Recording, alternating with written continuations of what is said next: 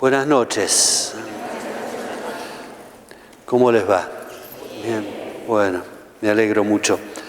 Vamos a presentar esta encíclica del Papa Francisco que tiene como nombre Laudato Si. Ahora vamos a aclarar un poquito a qué se refiere.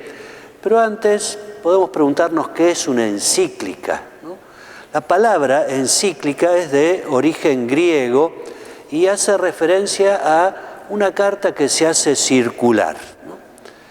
Tradicionalmente, desde tiempos de los apóstoles, ellos escribían, San Pablo y otros de los apóstoles, cartas y las hacían circular, ¿no? Eran cartas sobre doctrina, sobre algunas enseñanzas en particular. Con el correr del tiempo, esta palabra encíclica se reservó únicamente para las cartas circulares que hacía el sucesor de Pedro, el Papa, ¿no?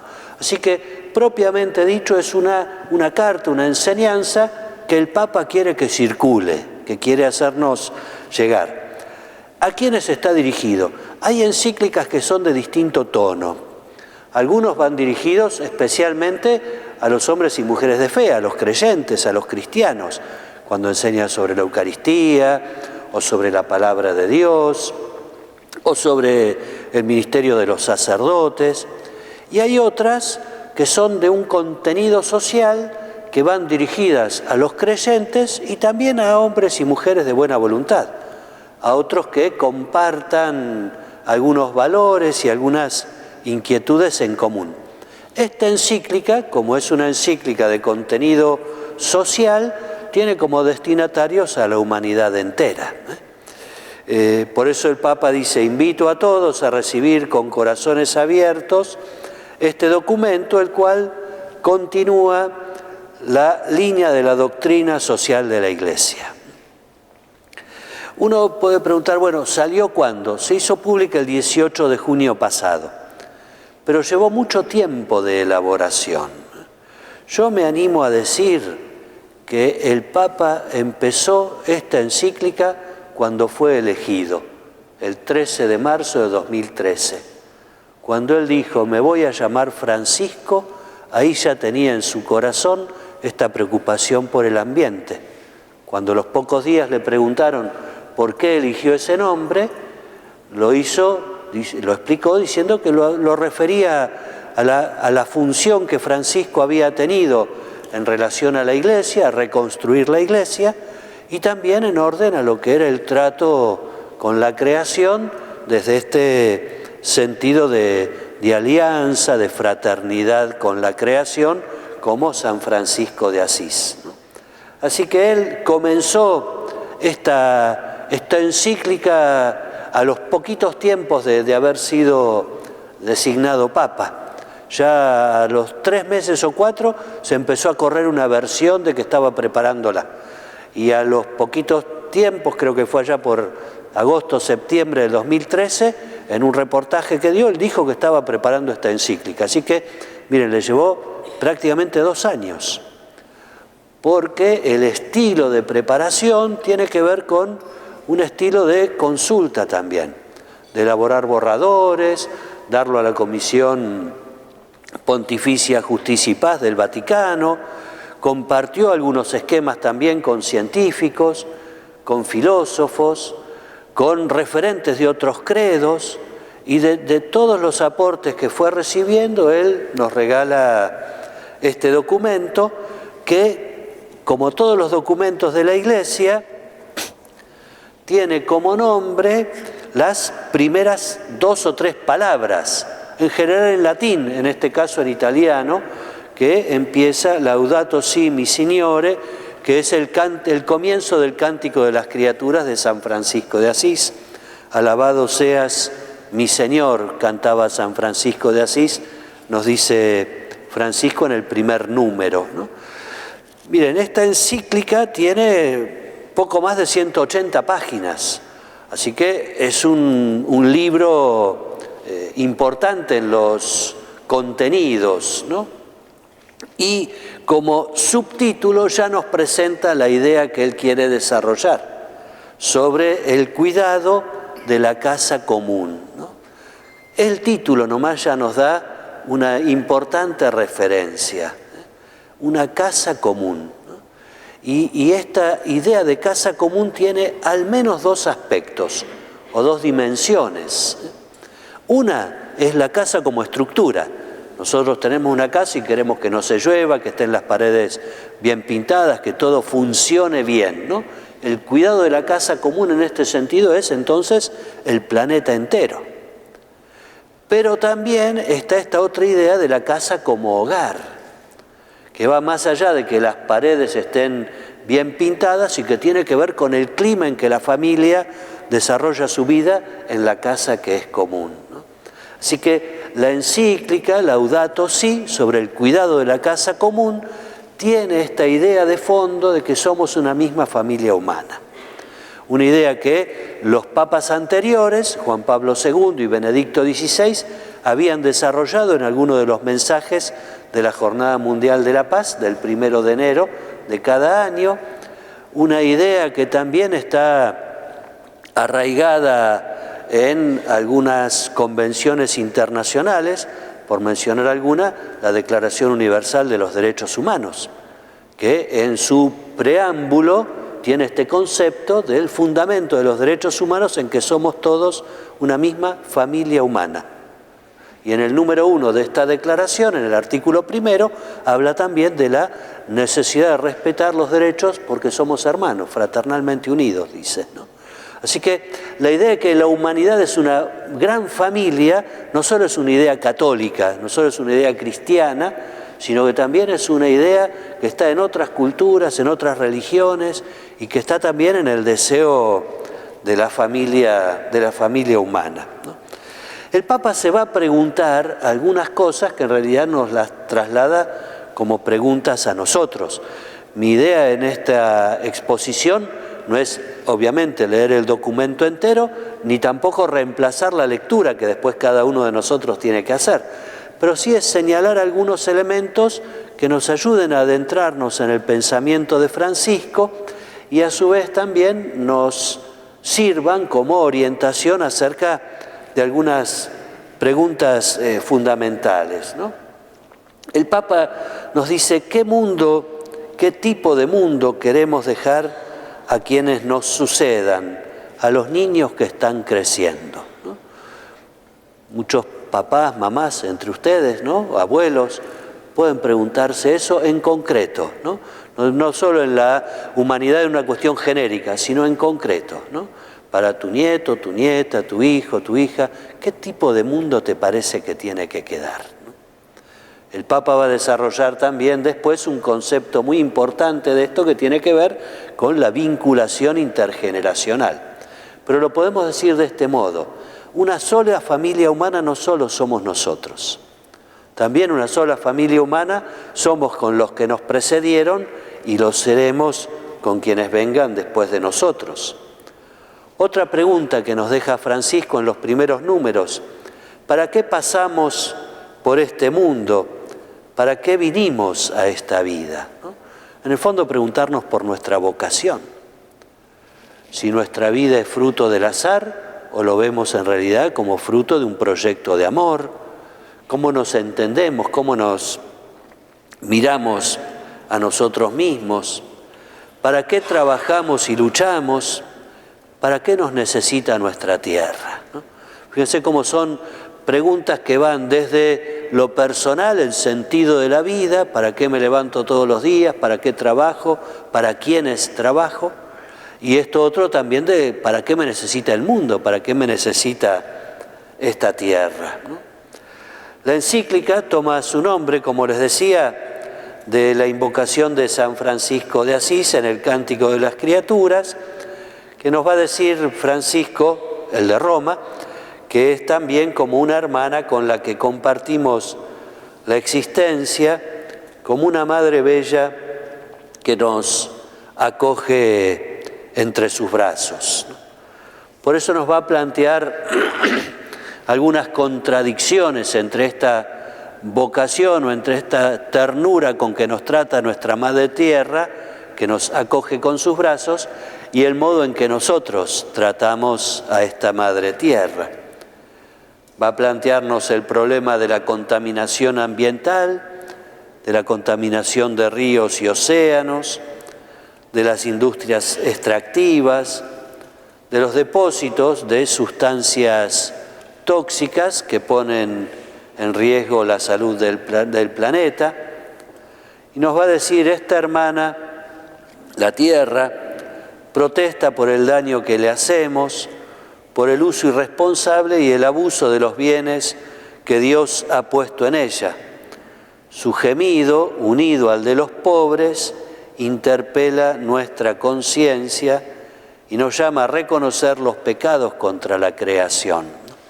Esta expresión, el gemido de la tierra unido al gemido de los pobres, es uno de los elementos que va a ir repitiendo y que Francisco también lo ha utilizado en una carta que escribió hace poco a un grupo de comunidades afectadas por la industria de minería en distintos lugares del mundo, donde han tomado este lema, ¿no?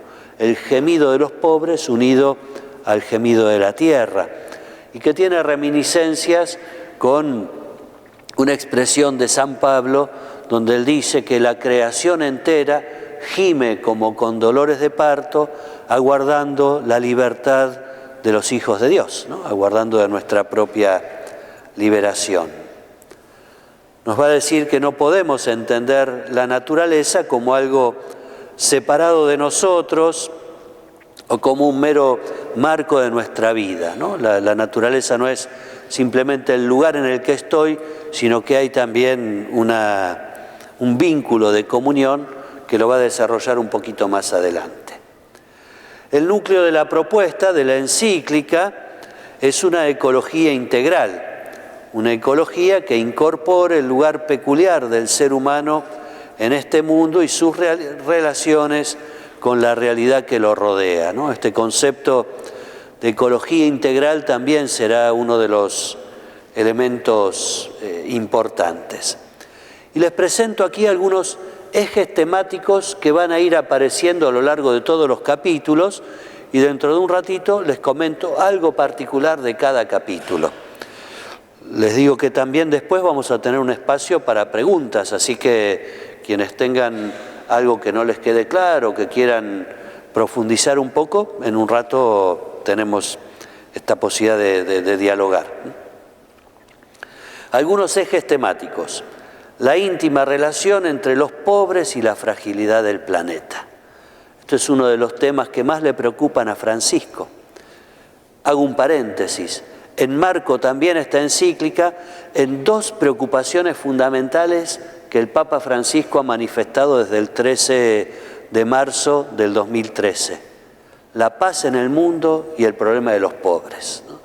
Si nos fijamos, todo su despliegue de tarea internacional tiene que ver con el diálogo entre las naciones, con la preocupación por los pueblos en guerra, por llamarlos la atención cuando está por haber algún tipo de ataque, de bombardeo, llamar a la oración, llamar al diálogo. Así que la preocupación por la paz es un tema realmente muy importante en él, y lo sabemos, su preocupación por los pobres. Y en una encíclica dedicada a la cuestión ambiental, su mirada va dirigida a cómo incide el cambio climático y los problemas ambientales directamente dirigidos a los pobres. Son los que tienen sus casas a veces en los basurales, los que no tienen acceso al agua potable. Los países más pobres somos los que sufrimos las consecuencias del agujero de ozono o de algunas situaciones climáticas que terminan no ayudando a la vida en común. La convicción de que el mundo todo está conectado. ¿Qué quiere decir esto? Que no es una problemática simplemente de un aguacero o de un problema de una sequía, sino el modo en que cada una de las problemáticas ambientales inciden en el resto del planeta. Les mencionaba recién lo relativo a la capa de ozono. Incide particularmente en el hemisferio sur, sin embargo la causa es el cambio de heladeras en el hemisferio norte de una manera tal que se liberó el gas sin haber previsto que esto iba a provocar este desastre ambiental, ¿no? Bueno, está todo interconectado. Lo que se hace en un lado termina repercutiendo en otro. Va a ser una crítica también al nuevo paradigma y a las formas de poder que derivan de la tecnología. De esto también desarrollamos en un ratito. Una invitación a buscar otros modos de entender la economía y el progreso. Esto es algo, les diría, novedoso de los últimos papas, ¿no? Particularmente se ha recogido en el documento de Aparecida de América Latina del año 2007. También el Papa Benedicto XVI planteó esto en un documento social, Caritas in Veritate, acerca del desarrollo, llamándonos a buscar alternativas, modelos alternativos de desarrollo, porque este que tenemos no funciona, ¿no? Y no es algo que diga el Papa, lo dicen muchos economistas, ¿no? El valor propio de cada criatura, también no perdernos en generalidades, sino también saber encontrar el valor que cada una de las criaturas tiene, una ecología humana, la necesidad de debates sinceros y honestos, la grave responsabilidad de la política internacional y local y la cultura del descarte y la propuesta de un nuevo estilo de vida que nos ayude a ser más amigables con la creación. Bueno, estos ejes temáticos van a ir apareciendo a lo largo de los distintos capítulos. El contenido de la encíclica se desarrolla en estos 6 capítulos. El primero, una descripción, lo que está pasando a nuestra casa. El Evangelio, la buena noticia de la creación. El capítulo tercero, la raíz humana de la crisis ecológica. En el cuarto, una ecología integral. En el quinto, algunas líneas de orientación y acción, para culminar en el capítulo sexto con la educación y la espiritualidad ecológica. Les comento ahora brevemente algunas pinceladas de cada capítulo para saber cuál es el contenido de esta encíclica, ¿no? En el capítulo primero es lo que le está pasando a nuestra casa y asume los más recientes descubrimientos científicos en materia ambiental como modo para escuchar el grito de la creación. Va a decir Francisco, atrevernos a convertir en sufrimiento personal lo que le pasa al mundo y así reconocer cuál es la contribución que cada uno puede aportar. Desarrolla ahí algunos temas importantes acerca de la contaminación, del cambio climático, de la cuestión referida al agua, la pérdida de biodiversidad, el deterioro de la calidad de vida humana y la carencia social. Una de las expresiones, yo les voy a mencionar ahora 2 o 3 frases de este primer capítulo, ¿no? Dice, la tierra, nuestra casa, parece convertirse cada vez más en un inmenso depósito de porquería, ¿no? Me hacía acordar esta expresión a una noticia que hubo en algunos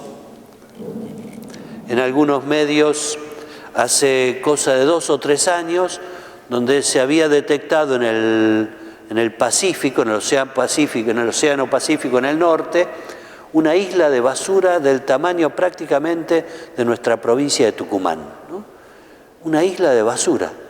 Ahí había desde botellas de plástico, pelotas de fútbol ya en desuso, baldes, palanganas, de lo que podamos imaginar, ¿no? Una isla de basura. Bueno, el Papa nos advierte en este sentido al modo en que vamos haciendo el tratamiento de estas cuestiones. El agua potable y limpia representa una cuestión de primera importancia y advierte acerca de la tendencia a privatizar este recurso escaso y convertirlo en mercancía que se regule simplemente por las leyes del mercado. Ha habido en este sentido un avance en varios encuentros o convenciones internacionales de definir el acceso al agua como uno de los derechos humanos primordiales, ¿no?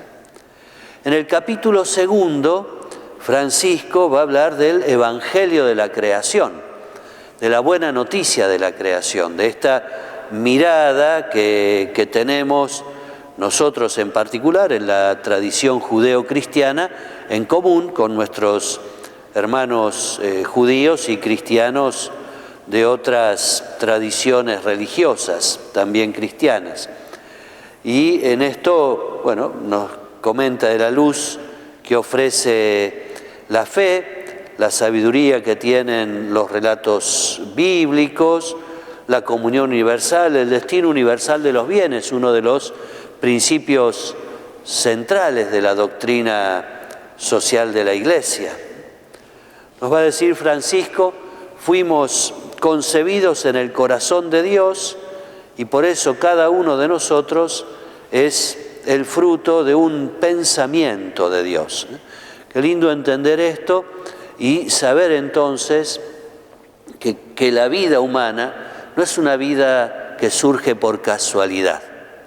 Ninguno de nosotros nace por casualidad. Ninguno de nosotros es un castigo del destino. Ninguno de nosotros es, ni ninguna comunidad humana, el fruto de una pelea mitológica de algunos dioses, los cuales algunos triunfan y otros son enviados a la tierra, ¿no? Ninguno de nosotros es el producto del azar, ¿no? Qué lindo esto de saber que cada uno de nosotros y cada uno de nuestros hermanos es el fruto de un pensamiento de Dios, un pensamiento eterno que nos sueña y nos sueña para nuestra alegría y realización. Nos va a decir que si bien el pensamiento judeo-cristiano desmitificó la naturaleza, sin perder por esto el esplendor de su inmensidad, hoy tenemos que terminar con el mito moderno del progreso material sin límites, ¿no? Y esto lo podemos entender de esta manera, ¿no? Hay una especie de mito de que la humanidad puede desarrollarse indefinidamente y crecer económicamente de modo indefinido, sin que esto incida en la naturaleza. Y esto no es así. Hay un mito del siglo XVIII que lo aplicamos con herramientas del siglo XXI. ¿Cuál era el mito del siglo XVIII? Si voy a talar árboles al bosque, el bosque solo se recompone. Y eso era cierto. Si voy a pescar, el río solo va reponiendo los peces, y eso era cierto. Si salgo al mar a pescar, si cosecho, si hago, si cosecho, si busco. Y la naturaleza que parecía recomponerse sola, de pronto nos está mostrando que ya no lo puede. Porque una cosa es entrar al bosque a sacar la leña que necesita una comunidad y otra cosa es entrarle al bosque con topador y cadena. Una cosa es ir a pescar con anzuelo como red para poder abastecer a una comunidad y otra cosa es pescar con dinamita o cianuro. Una cosa es ir a pescar con los barquitos que salen de Mar del Plata o de algún otro lugar para poder abastecer a una población, y otros son los buques factoría que ilegalmente están pescando en el mar argentino con radar y desperdiciando lo que no les sirve. Esa naturaleza no se recompone sola, ¿no? Entonces estamos con una especie de pensamiento mítico del siglo XVIII, pero con tecnologías del siglo XXI, ¿no? La tecnología hace que podamos avanzar más rápido que los mismos ciclos naturales. Y esto está poniendo en riesgo la preservación de algunas especies y fundamentalmente del equilibrio ecológico, ¿no? Quiero recordar, dice Francisco, que Dios nos ha unido tan estrechamente al mundo que nos rodea que la desertificación del suelo es como una enfermedad para cada uno y podemos lamentar la extinción de una especie como si fuera una mutilación. Qué fuerte esta expresión, ¿no? Lamentar la extinción de una especie como si fuera una mutilación. Nos va a decir, especialmente deberían exasperarnos las enormes inequidades que existen entre nosotros, porque seguimos tolerando que unos se consideren más dignos que otros, ¿no? Y les voy a leer algunos parrafitos más de este número 90 porque me parece que es muy importante y nos hace ver este sentido de integralidad en la ecología, ¿no? El Papa acá se estaba lamentando por la desaparición de algunas especies, ¿no? Y dice, es verdad que debe preocuparnos que otros seres vivos no sean tratados irresponsablemente, pero deberían exasperarnos las enormes inequidades que existen entre nosotros. Y va a seguir diciendo, seguimos admitiendo en la práctica que unos se sientan más humanos que otros como si hubieran nacido con mayores derechos. Qué importante esto, ¿no? Y de hecho es así, hay sociedades que se sienten con más derechos a usar de la energía que otros. Se sienten con más derechos al consumo que otra parte de la humanidad, como si hubieran unos nacido con más derechos que otros, se queja Francisco, cuando en realidad todos debiéramos reconocernos con igualdad de derechos desde el momento en que somos concebidos. El capítulo 3 nos va a presentar un análisis de la situación actual, de manera que no miremos solo los síntomas, sino también las causas más profundas. Y aquí va a hablar acerca de la tecnología, la creatividad y el poder, la globalización de este paradigma tecnológico y la crisis y sus consecuencias en el antropocentrismo moderno, ¿no? ¿Se acuerdan de este dibujito? ¿Quiénes son? Los supersónicos, ¿eh? Eso denota que el DNI tiene menos de 15 millones, ¿no? Y bueno, casi, ¿no? Bueno, en esta serie de hace unas décadas, si se acuerdan, se nos planteaban, ¿no?, estilos de vida que en ese momento a los que éramos chicos nos parecían imposibles o propias de la fantasía, ¿no? Teléfonos con imagen, poder hablar de distintos lugares sin el cable, bueno, una serie de cosas que fueron después mostrando cómo el paradigma tecnocrático también tiende a ejercer su dominio sobre la economía y la política, ¿no? El inmenso crecimiento tecnológico no estuvo acompañado de un desarrollo del ser humano en responsabilidad, valores y conciencia. Y pongamos algunos ejemplos. El desarrollo tecnológico hace que podamos seguir en vivo, si se acuerdan, lo que era el drama de estos 33 mineros en Copiapó, o lo que es un tsunami en algún lugar del mundo, o el accidente que provocó la marea en Japón y el problema de las centrales nucleares, ¿no? Nos hace que estemos conectados en simultáneo con distintos lugares del mundo. Hasta en el teléfono tenemos la imagen y la inmediatez, ¿no? Sin embargo, a veces nos perdemos de en qué situación están los que viven bajo un mismo techo. Nos damos cuenta del sufrimiento de los que están en Chile, en París o Japón, pero no somos capaces de percibir el sufrimiento de quien está conviviendo con nosotros, y ni qué decir de los que son vecinos, ¿no? ¿Ven?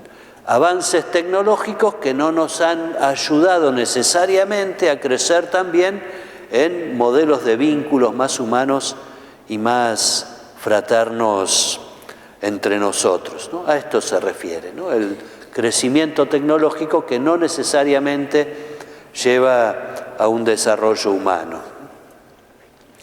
En el capítulo 4 se va a referir a este concepto de ecología integral, que es un concepto muy rico también, ¿no? De saber tener una mirada integradora y no por separado de cada uno de los fenómenos sociales. Nos va a decir Francisco, no podemos entender la naturaleza como algo separado o como un mero marco de nuestra vida. Esto vale para todo lo que vivimos en los distintos campos, en la economía, la política, en las distintas culturas, especialmente en las más amenazadas. Y acá nos va a hablar de la ecología ambiental, económica y social, de la ecología cultural, de la ecología en la vida cotidiana, del principio del bien común, otro de los principios rectores de la doctrina social de la Iglesia, y de la justicia entre las generaciones, los que les mencionaba antes, ¿no? Va a decir que es fundamental buscar soluciones integrales porque no hay dos crisis separadas, una ambiental y otra social, ¿no? Sino que una sola y compleja crisis socioambiental, ¿no? Esto es muy importante porque no es que lo social es desvinculado de lo ambiental. En el fondo, el modelo de vínculos que tenemos entre la sociedad es también el modo en que elegimos vincularnos con la naturaleza como casa común. Me acordaba de una expresión del Papa San Juan Pablo II, que en un documento social muy importante, él dijo esto: mirar el planeta como fuente de recursos está poniendo en riesgo el planeta como casa. Mirar el planeta como fuente de recursos pone en riesgo la mirada del planeta como casa. En el capítulo 5 va a afrontar ya algunas líneas de orientación y acción que nos indican algunas pistas para poder superar esta situación, y afronta la pregunta de qué podemos y qué debemos hacer, porque los análisis de situación no bastan si no nos mueven al compromiso, ¿no? Describir la situación es importante porque nos mueve a actitudes de cambio. Por describir solamente el problema, eso no termina de generar ningún cambio, ¿no? Y acá se nos mueve al compromiso, ¿no? ¿Cuántas veces nos quejamos de lo mal que anda todo, cómodamente sentados en casa y con el control remoto en la mano, ¿no? Bueno, así cualquiera se queja, ¿no? Si eso no pasa a un compromiso en la acción, es simplemente una queja histérica, bueno, también, ¿no? Una queja estéril, histérica o a veces de catarsis, pero que no nos lleva en realidad a decir, bueno, construyamos un mundo mejor. El mundo funciona así porque los seres humanos lo hicimos así. No es que estuvimos invadidos por algún otro planeta que nos obligó a esto o por seres de otro mundo. Nosotros mismos nos fuimos dando esta forma que nos damos cuenta que no nos sirve para ser felices y en el fondo está poniendo en riesgo la misma subsistencia humana. En este capítulo el Papa recoge particularmente aportaciones de filósofos, teólogos no católicos, también ortodoxos y de algún místico musulmán. Y nos va a dar propuestas de diálogo y de acción que involucren a cada uno de nosotros y a la política internacional para ver si podemos ayudarnos a salir de la espiral de autodestrucción en la que nos estamos sumergiendo, ¿no? También acá me acuerdo de una expresión del Papa Benedicto XVI en este documento que les mencionaba sobre la caridad en la verdad, Caritas in Veritate, donde él decía: la Iglesia tiene la obligación de hacer oír su voz en estas cuestiones socioambientales, no solo para manifestar la verdad, sino para salvar al hombre de la propia destrucción, ¿no? Ya mostrándonos en este camino serio en el que nos vamos sumergiendo. En esto es difícil, sin duda, alcanzar consensos, dice Francisco, y aclara algo que me parece fundamental entenderlo.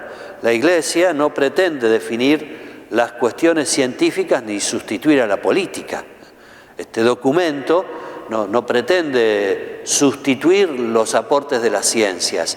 Incorpora muchos de ellos en el capítulo en que hace la descripción, pero la ciencia es la que tiene que ir trabajando en constatar las causas del cambio climático y las consecuencias que esto va a tener en cuanto a cómo va a incidir el deshielo de los océanos o la pérdida de masa glaciar en nuestro país. Ahí hay que ponerse a estudiar y recoger los estudios científicos. Y el Papa, los obispos, los curas, la Iglesia, no reemplazamos a la política, ¿no?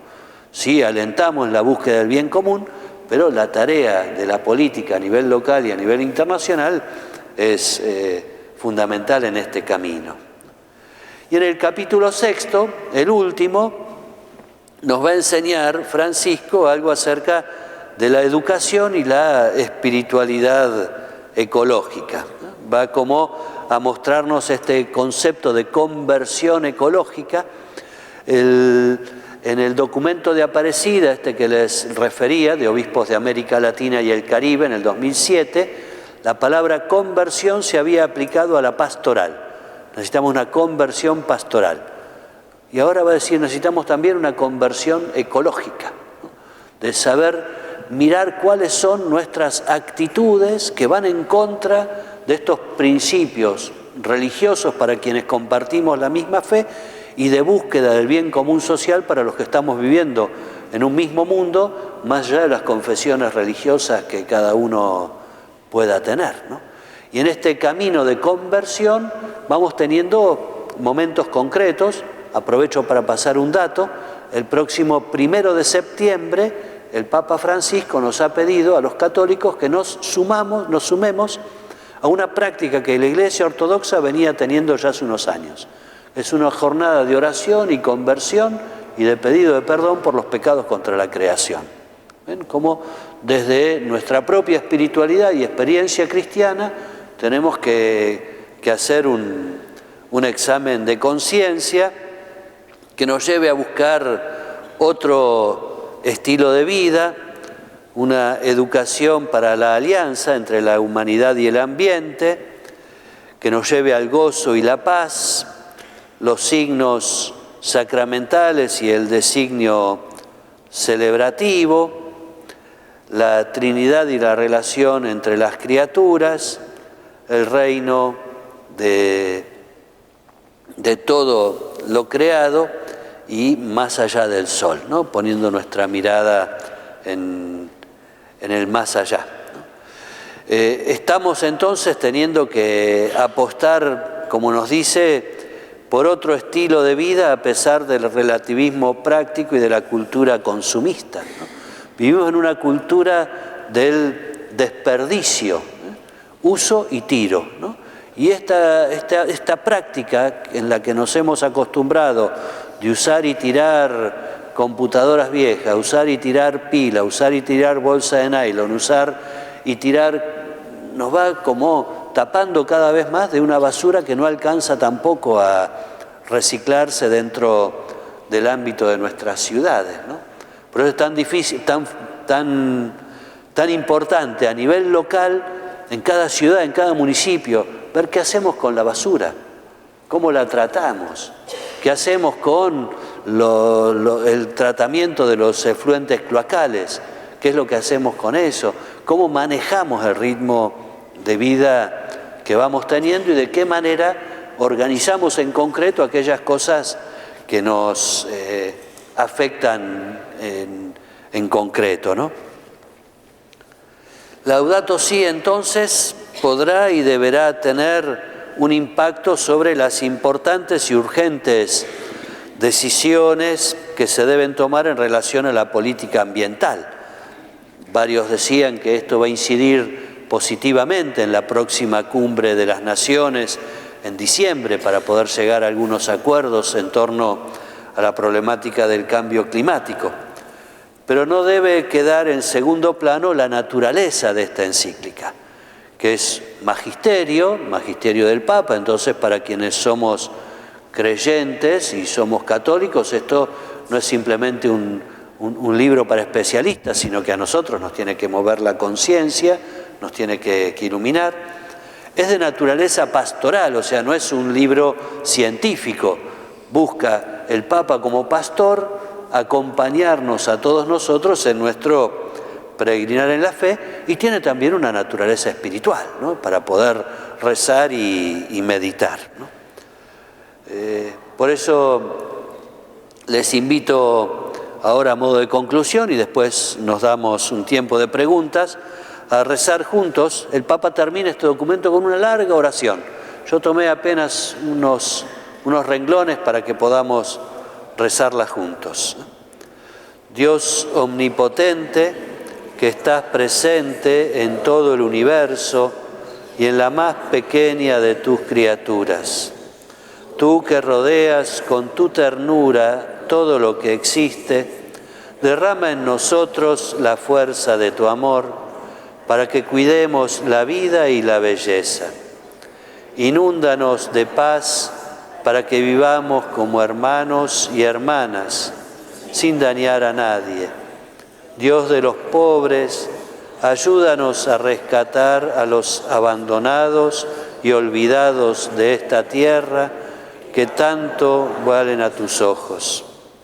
Enséñanos a descubrir el valor de cada cosa, a contemplar admirados, a reconocer que estamos profundamente unidos con todas las criaturas en nuestro camino hacia tu luz infinita. Amén.